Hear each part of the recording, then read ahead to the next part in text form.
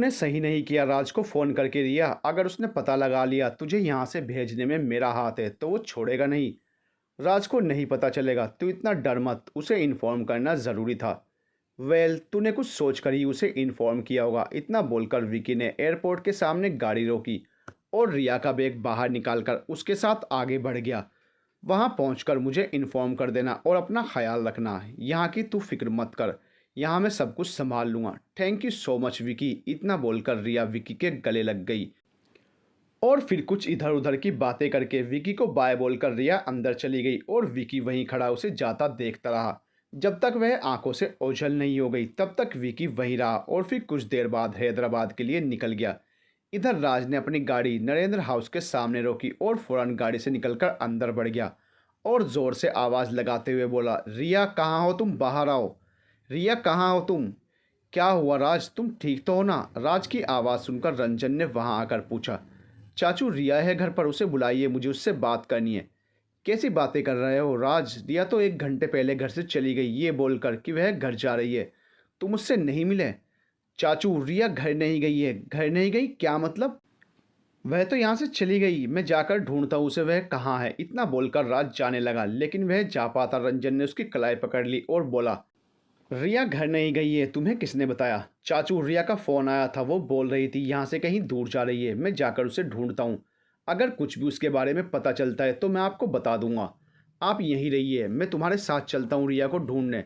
चाचा आप यहीं रहिए और सबका ध्यान रखिए। दादू को अभी इस बारे में कुछ मत बताना, मैं जाकर ढूंढता हूँ, उसका दिमाग ख़राब हो गया है। रिया को कुछ नहीं होना चाहिए राज, वरना मैं तुम्हें छोड़ूंगा नहीं अगर उसे एक खरोंच भी आई तो। उनके इतना बोलते ही राज फौरन वहां से चला गया और रंजन परेशान होकर वहीं काउच पर बैठ गया।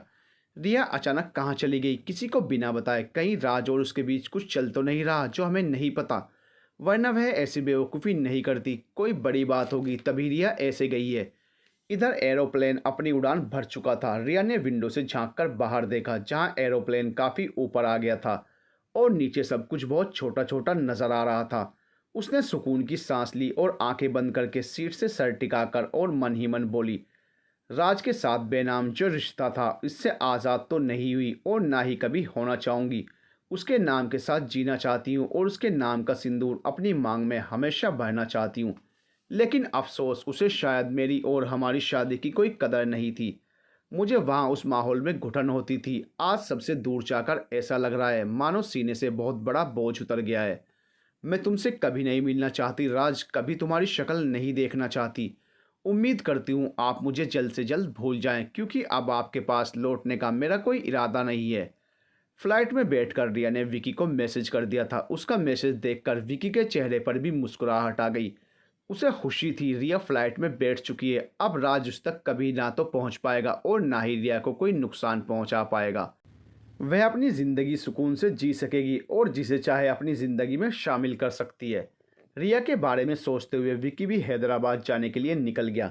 इधर राज का चैन सुकून एक पल में सब खत्म हो चुका था। अब दिल में अगर कुछ था तो वह थी बेचैनी जो रिया के जाने से दिल में बैठ गई थी। बस स्टैंड, रेलवे स्टेशन, हर जगह उसने पता करवा लिया था लेकिन राज को कहीं से कुछ भी पता नहीं चला था। अगर रिया नहीं मिली तो वह घर जाकर सबको क्या जवाब देगा? क्यों वह सब छोड़कर चली गई और कहाँ चली गई? उसने अपनी गाड़ी पुलिस स्टेशन के सामने ले जाकर रोकी और रिया की गुमशुदा की रिपोर्ट लिखवाकर पुलिस स्टेशन से बाहर निकला और घर जाने के लिए निकल गया। घर आकर राज अपने कमरे में गया और गले में बंधी टाई ढीली करने लगा और गुस्से में इधर उधर चहलकदमी करने लगा। तभी उसके दिमाग में कुछ आया और वह फौरन गेस्ट रूम में आया और पूरे रूम में कुछ ढूंढने लगा लेकिन कहीं भी कुछ नहीं था। कबर्ड भी बिल्कुल खाली था। ऐसा लग रहा था देखकर इस रूम में कोई रहता ही नहीं। वहां से वह किचन में आया जहां मनोज खाना बना रहा था। मनोज, रिया कौन से कमरे में रह रही थी? उसकी आवाज़ सुनकर मनोज बोला, साहब मैडम तो गेस्ट रूम में रह रही थी। झूठ मत बोलो, मैं जानता हूँ वह गेस्ट रूम में नहीं रह रही थी और तुम जानते हो वह कौन से कमरे में रह रही थी, इसलिए बिना झूठ बोले बोलो। साहब मैडम ने बताने के लिए मना किया था, उसने गर्दन झुकाकर कहा। मैडम यहाँ नहीं है इसलिए बताओ मुझे वह कौन से कमरे में रह रही थी? तीसरी मंजिल पर जो रूम है उसी में मैडम इतने दिन से रह रही थी। उसके इतना बोलते ही राज हैरान रह गया। उसे बिल्कुल भी अंदाज़ा नहीं था रिया वहाँ भी रह सकती है। राज बिना कुछ बोले खुद को संभालते हुए ऊपर चला गया। कुछ देर बाद राज उस कमरे के सामने खड़ा था जो बाहर से बंद था। उसने दरवाज़ा खोला और अंदर कदम रखे। अपनी जेब से फ़ोन निकालकर फ्लैश लाइट जलाई और स्विच ढूंढकर रूम की लाइट जला दी।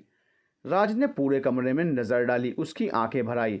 बेड के नाम पर रूम में बीचों बीच एक गद्दा बिछा हुआ था और एक छोटी सी अलमारी थी।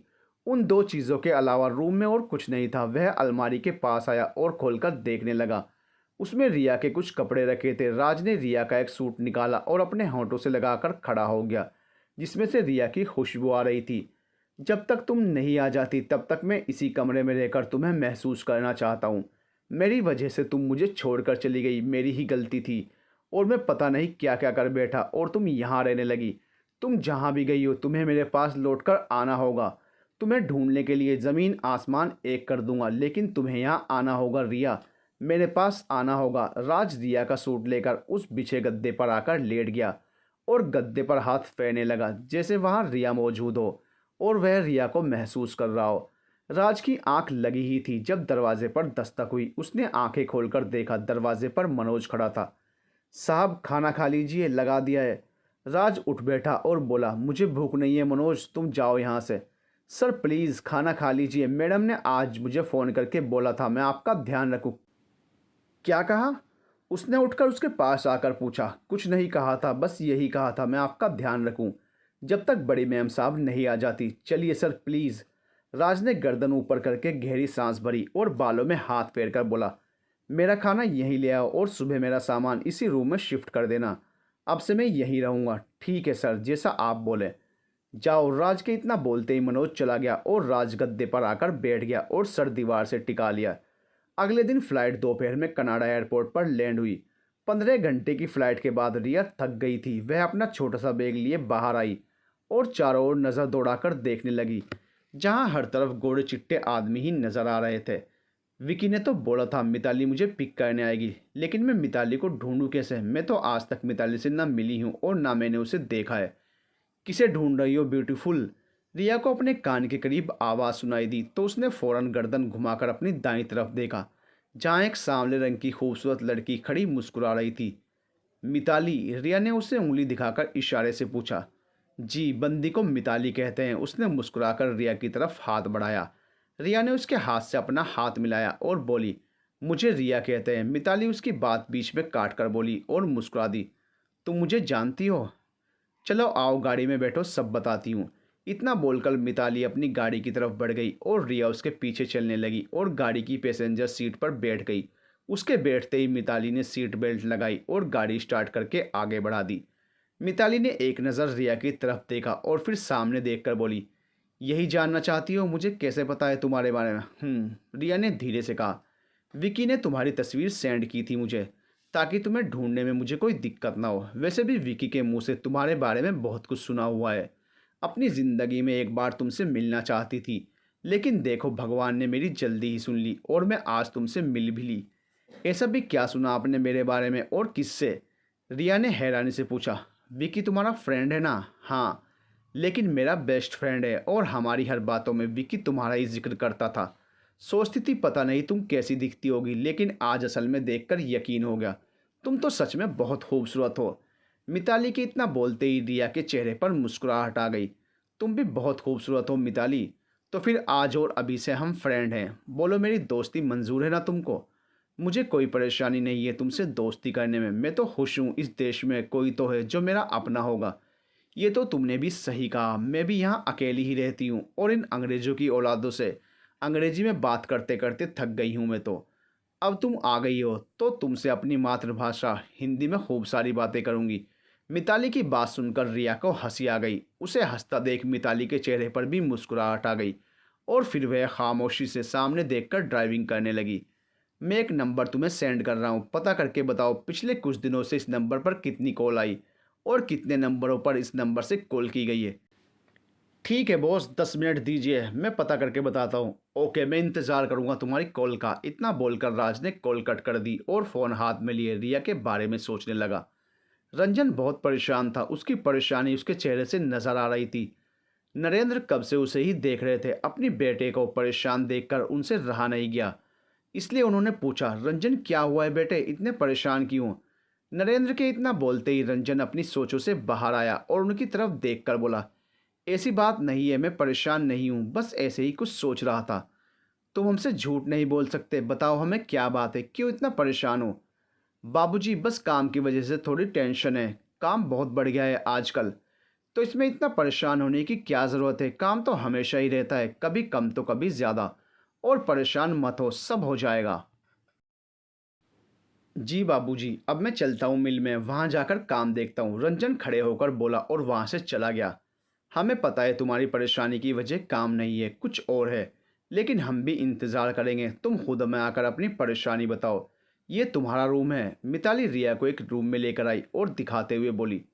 रिया अंदर आई और रूम में नज़र घुमाकर देखने लगी। ये तो बहुत अच्छा रूम है। हाँ, और तुम्हारी बगल वाला मेरा रूम है। तुम आराम करो, मैं तुम्हारे लिए खाने का कुछ बना देती हूँ। रिया ने गर्दन हिलाकर कहा और आकर बेड पर बैठ गई। मिताली उसे बैठा देखकर किचन में चली गई।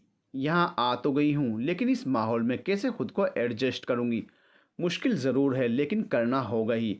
अब यही मेरी दुनिया है और यहीं हमेशा मुझे रहना है। एक बार विकी से बात करके उसे बता देती हूँ। वो परेशान हो रहा होगा, लेकिन मेरे पास तो यहाँ किसी में ही नहीं है। मिताली से फ़ोन लेकर तब उससे बात करती हूँ। पहले फ्रेश होकर आती हूँ। इतना बोलकर रिया वॉशरूम में चली गई। जब तक वह बाहर आई तब तक मिताली उसके रूम में खाना लेकर आ गई और टेबल पर रखी रही थी। इतनी जल्दी खाना भी बन गया? मैं खाना बनाकर तुम्हें पिक करने गई थी, इसलिए अब बस गर्म ही करना पड़ा है। चलो आओ बैठो और खाओ। उसके इतना बोलते ही रिया बैठ गई और अपनी प्लेट में खाना निकालने लगी। तुम शादीशुदा हो? मिताली ने उसकी मांग में भरा सिंदूर और गले में पड़ा मंगलसूत्र देखकर पूछा। कितने दिन हो गए शादी को? 1 महीना। क्या 1 महीना शादी को है तुम्हारी? लेकिन फिर तुम यहाँ क्यों आई? मतलब अपने हस्बैंड को छोड़कर यहाँ आई हो, कोई खास वजह थी या फिर तुम दोनों साथ नहीं रहते?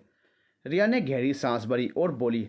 हम साथ ही रहते थे। मेरे हस्बैंड को शायद मैं पसंद नहीं थी, इसलिए मैं ही उनकी ज़िंदगी से निकलकर यहाँ आ गई।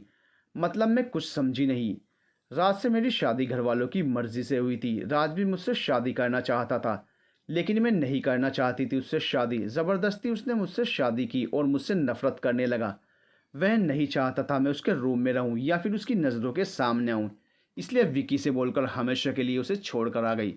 अब वो जैसे चाहे अपनी ज़िंदगी जी सकता है और जिससे चाहे शादी कर ले, मुझे फ़र्क नहीं पड़ता। तुमने पूछा नहीं वो ऐसा क्यों कर रहा है? पूछा था, बोलता है जब से हम मिले हैं मैंने उसे बहुत परेशान किया, उसी बात का बदला ले रहा है मुझसे। अजीब इंसान है, शादी करके उसे ऐसा नहीं करना चाहिए था। तुम दोनों की शादी हो चुकी है, तुम दोनों एक दूसरे को समझने की कोशिश करते और अपनी शादी आगे बढ़ाने की कोशिश करते। मैं शुरू से उससे नफ़रत करती थी, लेकिन मैंने अपनी नफ़रत कम करने की कोशिश की और राज के साथ अपनी नई ज़िंदगी की शुरुआत करने की कोशिश की। लेकिन वह नहीं करना चाहता था कोई भी नई शुरुआत, इसलिए मुझसे नफ़रत करने लगा। राज ने यह सही नहीं किया, एक बार तुमसे बात करके देखता। लेकिन उस इंसान की शायद बुद्धि सटकी हुई है, इसलिए उसने इतनी अच्छी लड़की की कदर नहीं की। सही किया तुमने यहाँ आ गई। अब उसे एहसास होगा तुम्हारे उससे दूर जाने से और ढूंढता फिरेगा तुम्हें। मेरी छोड़ो और अपनी बताओ, शादी हो गई तुम्हारी या नहीं? रिया उसमें दिलचस्पी से देखकर बोली। है एक लड़का जिससे मैं प्यार करती हूँ, लेकिन अभी तक उसे पता नहीं है। सोचती हूँ बता दूँ, लेकिन फिर डरती हूँ कहीं वह मेरी बात सुनकर मुझसे दूर ना हो जाए और मेरा उससे प्यार करना मेरे लिए ही सज़ा ना बन जाए। इसलिए उसकी याद के सहारे जी रही हूँ। तुम्हें बताना चाहिए था उस इंसान को, कहीं फिर देर ना हो जाए। सोच रही हूँ इस बार जब इंडिया जाऊँगी तब उसे अपने दिल का हाल कहकर सुनाऊँ। तुम विकी से प्यार करती हो? रिया ने अचानक पूछा। मिताली ने उसकी तरफ देखा और हल्के से मुस्कुराकर बोली। सच में? हाँ, ये तो बहुत अच्छी बात है। विकी बहुत ही अच्छा इंसान है। उसके जैसा इंसान किस्मत वाली लड़की को ही मिलेगा और तुम उससे प्यार करती हो, इससे अच्छी तो कोई बात हो ही नहीं सकती। मेरे प्यार करने से क्या होता है रिया? वह बंदा मुझसे प्यार करे तो बात है। तुम टेंशन मत लो, और क्या पता विकी भी तुमसे प्यार करता हो, इसलिए आज तक उसकी ज़िंदगी में कोई लड़की नहीं आई है और उसे तुम्हारा ही इंतज़ार हो। एक बार तुम उसे अपने दिल की बात कहो, शायद वह हाँ बोल दे। सोचने में जितना आसान लगता है, असल में इतना ही मुश्किल भी है। कुछ मुश्किल नहीं है, एक बार कोशिश करके देखो। ठीक है, किसी दिन करती हूँ उससे बात और कह दूंगी अपने दिल का हाल। मेरी छोड़ो, तुम बताओ, तुम्हें भी किसी से कभी प्यार हुआ है या नहीं? प्यार का एहसास जब तक हुआ तब तक वो इंसान नफरत करने लगा मुझसे, और मेरा प्यार करना उसके लिए इतने मायने नहीं रखता। मेरे दिल में उसके लिए जो प्यार का फूल खिला था वो मुरझा गया। तुम इतनी उदास मत हो, एक दिन सब ठीक हो जाएगा, भगवान पर भरोसा रखो। भगवान पर भरोसा ही है तभी यहाँ आई हूँ। अगर मेरा प्यार सच्चा है और उस तक मेरी फीलिंग पहुँच जाएगी तो वह मुझे ढूंढते हुए मुझ तक ज़रूर पहुँचेगा, क्योंकि मैं अपनी आखिरी सांस तक उसका इंतज़ार करूंगी, लेकिन खुद से कभी उसके पास ना तो जाऊंगी और ना कोई राब्ता रखूंगी। तुम्हारी बातों से लगता है राज भी तुमसे प्यार करता होगा और मेरा दिल कहता है वो यहाँ ज़रूर आएगा। लगता तो मुझे भी यही है, लेकिन देखते हैं कब आता है। यार अच्छा सोचो तो सब अच्छा ही होगा। और अब कल से मेरे साथ अपनी जॉब ज्वाइन कर लो, तुम्हारा भी मन लगा रहेगा और मेरा भी। सोचा तो यही है कल से ही ज्वाइन कर लूँ, लेकिन मुझे यहाँ के बारे में कुछ नहीं पता है और कैसे काम करना है। टेंशन मत लो, मैं तुम्हें सब कुछ समझा दूंगी और तुम तो काफ़ी इंटेलिजेंट हो, विकी ने बताया। आई एम श्योर तुम सब कुछ जल्दी ही सीख जाओगी सर। कुछ दिनों से रिया जी किसी विकी नाम के आदमी के कांटेक्ट में थी और लास्ट कॉल भी उसके ही नंबर पर की गई है। ये पता करके बता सकते हो जिस नंबर पर कॉल की गई उसकी लास्ट लोकेशन कहाँ की है? यही मुंबई की लोकेशन है। ठीक है, इतना बोलकर राज ने कॉल कट की और सोचते हुए बोला, इसका मतलब विकी यहाँ आया था और उसी के साथ रिया यहाँ से गई है। लेकिन विकी यहाँ आया क्यों था? मैंने उसे वार्निंग दी थी, फिर वो यहाँ किसी काम से आया था या फिर रिया ने बुलाया था उसे? अब जो भी है विकी से मुलाकात करनी ही होगी। अब उसी से मिलकर पता चलेगा आखिर रिया कहाँ गई है। 2 दिन बाद विकी अपने फ्लैट पर ही सो रहा था जब डोरबेल बजी। 2-3 डोरबेल बजी, उसे मजबूरी में उठना पड़ा। विकी ने आकर दरवाज़ा खोला। उसकी आंखें हैरानी से बड़ी हो गई क्योंकि दरवाजे पर राज खड़ा था। तुम यहाँ? क्यों नहीं होना चाहिए था? नहीं मतलब अचानक तुम यहाँ आए तो हैरान हूँ। अंदर आने के लिए नहीं कहोगे? आओ अंदर आओ, विकी दरवाजे से एक तरफ हटकर बोला। राज अंदर आया और पूरे घर में नज़र घुमाकर देखने लगा। किसे ढूंढ रहे हो? उसने राज की नज़रें पूरे घर में घूमती देखकर पूछा। उसे ही जिसे तुम मेरे घर से यहाँ लेकर आए हो। राज के इतना बोलते ही विकी की आंखें हैरानी से बड़ी हो गई। वह खुद को संभालते हुए बोला, मैं किसे तुम्हारे घर से लेकर आया हूँ और क्या बोल रहे हो तुम? विकी के इतना बोलते ही राज गुस्से में उसके करीब आया और उसका कॉलर पकड़कर दांत भींचकर बोला, रिया को कहाँ छिपा रखा है तुमने? दिमाग खराब हो गया है? क्या बके जा रहे हो? मैं क्यों रिया को कहीं छुपाऊंगा? वो तो तुम्हारे पास तुम्हारे घर में थी ना। विकी अपना कॉलर उसके हाथों से छुड़ाते हुए बोला, इतने भोले मत बनो जैसे तुम कुछ नहीं जानते हो। बताओ मुझे रिया कहाँ है? राज क्या बकवास कर रहे हो? मैं नहीं जानता रिया कहाँ है। इनफैक्ट मैं तो उस दिन के बाद से आज तक मिला ही नहीं हूँ, इसलिए फालतू का इल्ज़ाम मत लगाओ मुझ पर। राज ने उसका कॉलर छोड़ा और चीख कर बोला, अच्छा तो तुम नहीं जानते रिया कहाँ है? फिर 1 हफ्ते पहले तुम मुंबई में क्या करने गए थे और रिया से क्यों मिले थे, बता सकते हो? मैं मुंबई नहीं गया, ये गलत फहमी है तुम्हारी। अच्छा गलत फहमी है तो रिया के नंबर से तुम्हें इतनी कॉल क्यों गई और तुम्हारी लोकेशन रिया के पास ही क्यों थी? मैं तुम्हारी किसी भी बात का कोई जवाब नहीं दे सकता, बस इतना बता सकता हूँ मैं रिया से नहीं मिला और ना ही मैं जानता हूँ वह कहाँ है या फिर कहाँ गई है। तुम झूठ बोल रहे हो, मैं जानता हूँ, तुम्हें पता है रिया कहाँ है और तुम ही उसे छोड़कर भी आए हो। ठीक है मत बताओ, लेकिन एक बात याद रखना, जिस दिन मुझे पता चला तुम जानते हो रिया कहाँ है तो याद रखना तुम्हारा क्या हाल करूँगा ये तुम भी नहीं जानते और मैं भी नहीं। यार तुम्हें मेरी बात पर यकीन क्यों नहीं है? मैं नहीं जानता सच में रिया कहाँ है। सफाई नहीं सुननी तुमसे, रिया के बारे में जानना है। कितनी बार बोल चुका हूँ मैं नहीं जानता रिया के बारे में। आज और अभी से मेरी नज़र तुम पर ही रहेगी, ये याद रखना। तुम्हारे हर कदम और हर सांस पर मेरी नज़र है, इसलिए जो भी करो बहुत सोच समझ कर करना। इतना बोलकर राज ने गुस्से भरी नज़रों से उसे घूरा और बाहर निकल गया। उसके जाने के बाद विकी ने गेट बंद किया और दरवाजे से लगकर आंखें बंद करके लंबी लंबी सांसें लेने लगा। ये राज बहुत ही खतरनाक इंसान है। मैंने रिया को इसके घर से निकाल कर कहीं कोई गलती तो नहीं कर दी? भूखे शेर की तरह मुझ पर झपटने के लिए तैयार था। विकी संभल कर रहना होगा तुझे और रिया से कुछ दिन बात मत करना, यही तेरे लिए अच्छा है, क्योंकि अगर इसे पता चला मैंने ही रिया को यहाँ से भेजा है तो पता नहीं ये मेरे साथ क्या करेगा। बचकर रहना होगा राज से, वरना वो दिन दूर नहीं जब मेरे सीने पर राज गंताने खड़ा होगा। राज विकी के फ्लैट से निकलकर बाहर आया और अपनी गाड़ी स्टार्ट करके वहाँ से चला गया। मुझे पता है तुम ही रिया को यहाँ से लेकर गए थे और तुमने ही रिया को यहाँ से भेजा है, लेकिन जिस दिन मुझे रिया मिली और पता चला तुम भी उसे यहाँ से भेजने में शामिल थे, उस दिन मैं तुम्हें नहीं छोड़ूंगा। जानता हूँ रिया के साथ बहुत गलत किया है, लेकिन अब मुझे एहसास हो गया है और अपनी गलती सुधारना चाहता हूँ। रिया को अपनी ज़िंदगी में अपनी बीवी की हैसियत से रखना चाहता हूँ। जो जो उसके साथ किया है उसके बदले वह सज़ा भी देना चाहती है तो मुझे मंजूर है, लेकिन मैं उसके बिना नहीं रह सकता। कहाँ ढूंढूं रिया को, कहाँ जाऊं, क्या करूं, कुछ समझ नहीं आ रहा है। मिताली, मुझे तुमसे ज़रूरी बात करनी थी। मैं बस 5 मिनट ही तुमसे बात कर सकता हूँ। क्या हुआ है और तुम इतने डरे हुए क्यों हो? क्या बात है, सब ठीक तो है ना? तुम ठीक तो हो ना? मिताली ने फिक्रमंद होकर पूछा। मैं ठीक हूँ। रिया का हस्बैंड मुझ तक पहुँच चुका है और उसे शक हो गया है मैंने ही रिया की मदद की है। इसलिए मैं कुछ दिन तुम लोगों से कोई कांटेक्ट नहीं कर सकूँगा। जब भी वक्त मिलेगा और फ्री होता हूँ वहीं आकर तुम दोनों से मिलता हूँ। मिताली, अपना और रिया का ख्याल रखना। वो तो ठीक है, लेकिन तुम भी प्लीज़ अपना ख्याल रखना विकी। हाँ, मैं रख रहा हूँ अपना ख्याल और नई सिम कार्ड लेकर तुमसे बात करूँगा। ओके, मैं इंतज़ार करूँगी तुम्हारे फ़ोन का। अपना ख्याल रखना, बाय। तुम दोनों भी अपना ख्याल रखना, बाय। इतना बोलकर विकी ने कॉल कट कर दी और राज के बारे में सोचने लगा। किसका फ़ोन था? विकी था फ़ोन पर। मुझे भी उससे बात करनी है, रिया मिताली के पास बैठकर बोली। विकी का ही फ़ोन था, लेकिन एक प्रॉब्लम आ गई है। क्या हुआ, सब ठीक तो है ना? राज को विकी पर शक हो गया है और वह आज विकी से मिलने गया था और उससे तुम्हारे बारे में पूछ रहा था। क्या राज विकी से मिलने गया था?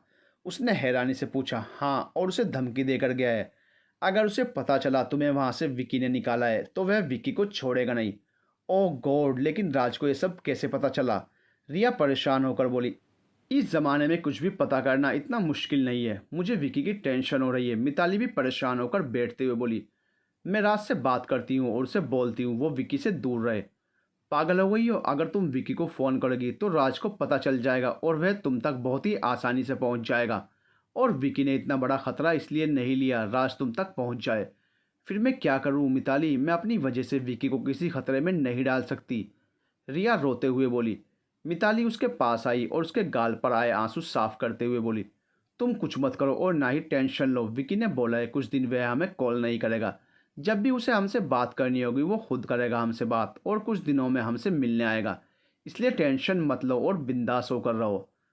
उसने हाँ में अपनी गर्दन हिलाई और राज के बारे में सोचने लगी। राज बहुत ही खतरनाक इंसान है और ये बात वह जानती थी।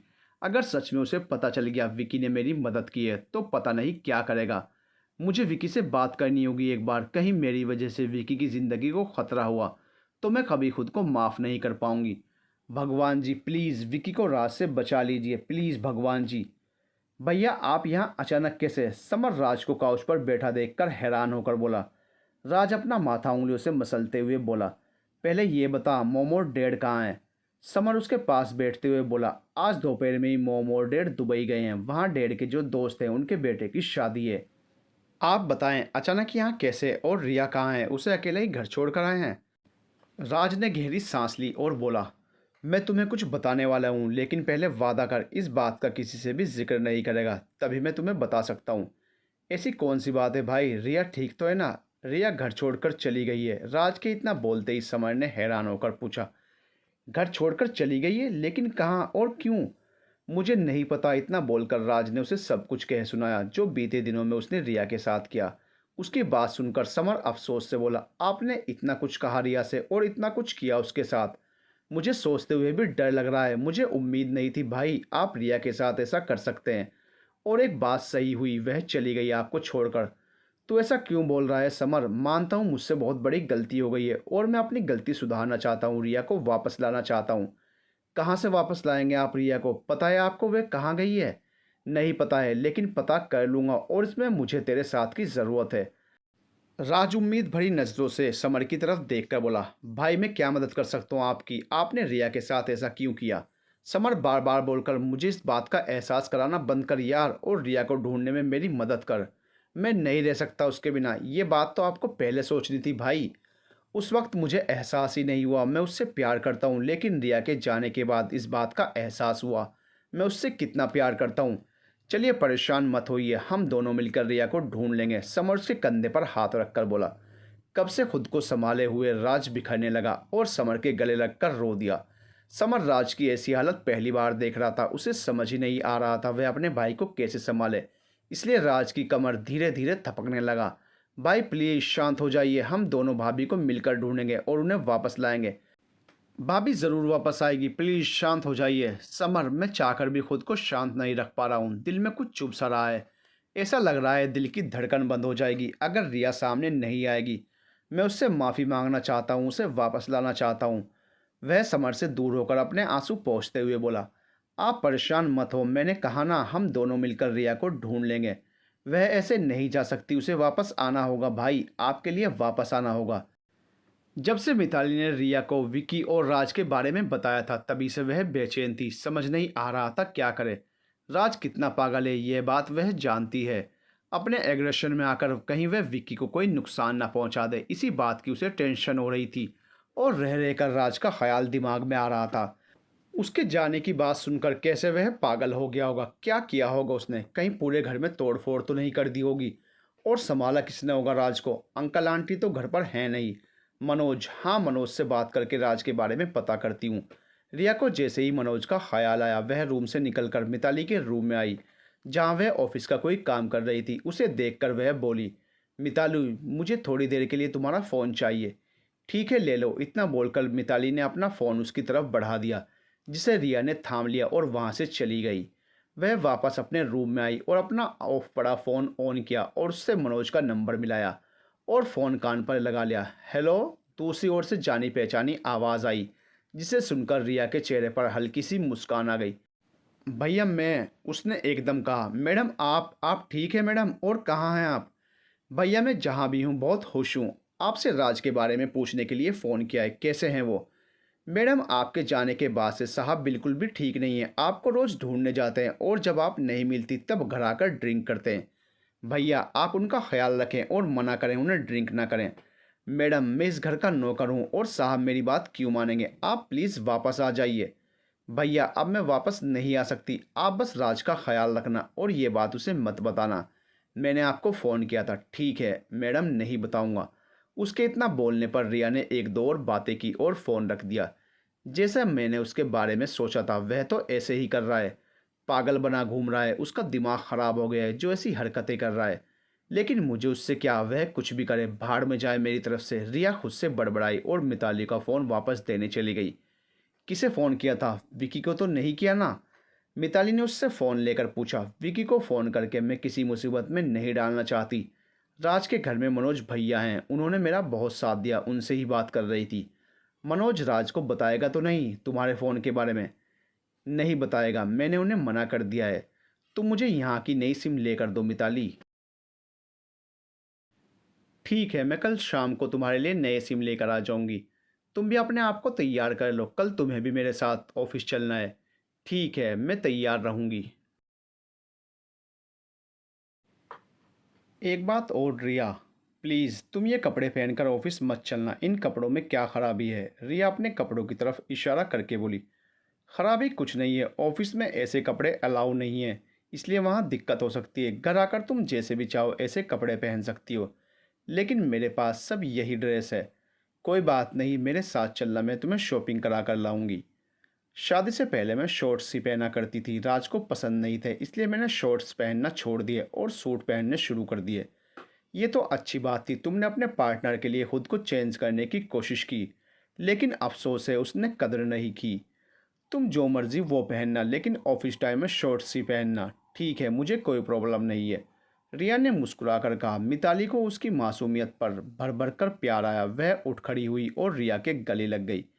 यार तुम कितनी क्यूट हो। मैं क्यूट नहीं हूँ मिताली, बस वक्त ने ऐसा बना दिया है, पहले मैं ऐसी नहीं थी। यार तुम सेंटी मत हो और हैप्पी रहो, अब हम दोनों ही एक दूसरे की फैमिली हैं और एक दूसरे की ताकत। विकी बहुत किस्मत वाला है जिसे तुम प्यार करती हो, दिल से चाहती हूँ तुम दोनों जल्द से जल्द एक हो जाओ और तुम मेरे दोस्त की ज़िंदगी में शामिल हो जाओ। भगवान से प्रार्थना करना विकी तक मेरे दिल की बात पहुँच जाए और वह खुद ही आकर मुझसे अपने प्यार का इजहार करे। ऐसा ही होगा, टेंशन मत लो और चलो चलते हैं मार्केट। यहाँ मार्केट नहीं मॉल है, मिताली मुस्कुराकर बोली। उसके इतना बोलते ही रिया को हंसी आ गई और दोनों खिलखिलाकर हंसने लगी। राज हम तुम्हें कभी माफ़ नहीं करेंगे, हमारी पोती तुम्हारी वजह से घर छोड़कर पता नहीं कहाँ चली गई। पूरा 1 साल होने को आया है लेकिन रिया का कहीं कुछ भी पता नहीं है। अगर रिया को कुछ हुआ तो सज़ा के लिए तैयार रहना। नरेंद्र गुस्से में चीख कर राज का कॉलर पकड़कर बोले। राज आंखों में नमी लिए खामोशी से उनका मुजरिम बना खड़ा रहा। यहाँ वह गलत था, यह बात वो जानता था, उसके लिए चुप रहना ही सही था। बाबूजी छोड़िए राज को। रंजन नरेंद्र के हाथ से राज का कॉलर छुड़ाते हुए बोले और नरेंद्र को काउच पर लाकर बैठाया और वहीं टेबल पर रखा पानी का गिलास उठाकर उन्हें दिया और बोला, पानी पी लीजिए और गुस्सा ख़त्म करने की कोशिश करिए। ठंडे दिमाग से बात करिए बाबूजी, ऐसे किसी बात का कोई हल नहीं निकलेगा। रंजन कैसे दिमाग ठंडा करें, तुम जानते हो ना हमने रिया की बिना मर्जी के राज से शादी की थी। ये सोचकर राज बहुत ही अच्छा इंसान है और हमारी रिया को हमेशा खुश रखेगा, लेकिन इसने क्या किया, रिया को इतना परेशान किया। वह हमें बताने के बजाय यहाँ से चली गई है और पता नहीं कहाँ छिपकर बैठी है, जो बाहर ही नहीं आ रही है। रंजन तुम्हें पता है रिया यहाँ क्यों नहीं रही? वो इसलिए कहीं हम ज़बरदस्ती उसे फिर से राज के साथ उसके घर न भेज दें। नरेंद्र इतना ही बोले थे जब उन्हें अपने पैरों पर कुछ एहसास हुआ। नरेंद्र और रंजन ने चौंक कर नीचे देखा जहां राज सर झुकाए उनके पैर पकड़े बैठा था। मानता हूँ दादू, मुझसे बहुत बड़ी गलती हो गई है। मुझे नहीं पता था अनजाने में मुझसे कैसे इतनी बड़ी गलती हो गई और रिया चली गई। लेकिन दादू मेरा यकीन करिए, मैंने जानबूझकर ऐसा कुछ भी नहीं किया। मैं रिया को ढूंढ कर लेकर आऊँगा। 1 साल से तुम रिया को ढूंढ नहीं पाए, अब क्या ढूंढोगे? रहने दो, हम खुद ही ढूंढ लेंगे अपनी पोती को। दादू प्लीज़ ऐसा मत बोलिए, मैं रिया से प्यार करता हूँ। माना मुझसे गलती हुई है और मैं अपनी गलती सुधारना चाहता हूँ। नरेंद्र ने गहरी सांस भरी और बोले, ठीक है ढूंढो रिया को, लेकिन एक बात याद रखना, अगर रिया खुद चाहेगी तुम्हारे साथ रहना तो रह सकती है। अगर उसने मना कर दिया तो फिर हम किसी भी कीमत पर अपनी पोती को आपके साथ आपके घर नहीं भेजेंगे। ये बात याद रखना आप, जैसा आप कहेंगे वैसा ही होगा। राज अपनी आंखों में आई नमी को पोंछते हुए बोला और वहां से चला गया। नरेंद्र काउच से सर टिकाकर आंखें बंद करके बैठ गए। अपने बाबूजी को ऐसे देखकर रंजन की आंखों में भी नमी आ गई। उसने पहले कभी अपने बाबूजी को इतना टूटा हुआ नहीं देखा था जितना वह पिछले 1 साल से टूट गए थे। पिछले 1 साल से राजवी के पर नज़र रखे था, उसका नंबर भी ट्रेस करवा रखा था, लेकिन कुछ भी उसके हाथों ऐसा नहीं लगा जिससे लगे वह रिया के कांटेक्ट में है। एक यही जरिया था जो रिया तक पहुंचा सकता था, यह भी काम नहीं आया। अब उसके पास कोई रास्ता नहीं था। आसपास के शहरों में भी रिया को ढूंढ लिया था, लेकिन कुछ हासिल नहीं हुआ। राज थक गया था खुद से लड़ते लड़ते और रिया को ढूंढते ढूंढते। राज ने सड़क के किनारे गाड़ी रोकी और स्टीयरिंग पर सर टिकाकर बैठा रहा और रिया के बारे में सोचने लगा। तभी उसका फ़ोन रिंग हुआ। राज ने सर ऊपर उठाया और आंखें के कोर साफ करके कॉल आंसर करके बोला, कुछ पता चला? सर एक खबर मिली है, विकी कल कनाडा जा रहा है 1 महीने के ट्रिप पर और 1 साल से हर रोज़ उसके फ़ोन से कनाडा कॉल की जाती है। मुझे ऐसा लगता है सर कहीं भाभी जी कनाडा तो नहीं है। उसके इतना बोलते ही राज भी हैरान रह गया। उसने ये तो सोचा ही नहीं रिया दूसरी कंट्री में भी जा सकती है, क्योंकि उसके पास पासपोर्ट भी था और मैंने उसके दादू के घर वाला कमरा भी चेक किया है, वहाँ उसका पासपोर्ट नहीं मिला और ना ही मेरे घर के कमरे में उसका पासपोर्ट मिला है। हो ना हो रिया सच में कनाडा तो नहीं है। तुम एक काम करो, विकी का कल का टिकट है कनाडा का, लेकिन तुम मेरा आज रात का टिकट करवाओ। ठीक है, मैं अभी आपका टिकट करवा देता हूँ, आप अपनी पैकिंग कर लीजिए। ओके, जब टिकट हो जाए मुझे इन्फॉर्म कर देना। इतना बोलकर राज ने कॉल कट की और चेहरे पर हाथ फेर कर बोला, अगर तुम कनाडा हुई तो मुझे तुमसे मिलने से कोई नहीं रोक सकता रिया। पिछले 1 साल से तुम्हारी याद में बहुत तड़पा हूँ और सबकी नज़रों में गिर गया हूँ। तुम्हें मनाकर घर वापस लेकर आऊँगा और सब ठीक कर दूँगा। मिताली जल्दी कर, और कितना वक्त लगाएगी? हम ऑफिस के लिए लेट हो जाएंगे, वरना फिर उस अंग्रेज की डांट सुनने को मिलेगी। रिया घड़ी में वक्त देखकर बोली, आ रही हूँ, तो इतनी जल्दी क्यों करती है? अभी वक्त है ऑफिस जाने के लिए। ऑफिस जाने से पहले हमें मार्केट में कुछ सामान लेना है, उसके बाद ही ऑफिस जाना है और मार्केट में वक्त भी लगने वाला है। ये बात तो भूल रही है। मैं कुछ नहीं भूली हूँ, बस 2 मिनट दे मुझे, मैं आ रही हूँ। और तुम्हें एक गुड न्यूज़ भी सुनानी है। क्या गुड न्यूज़ है? To be continued.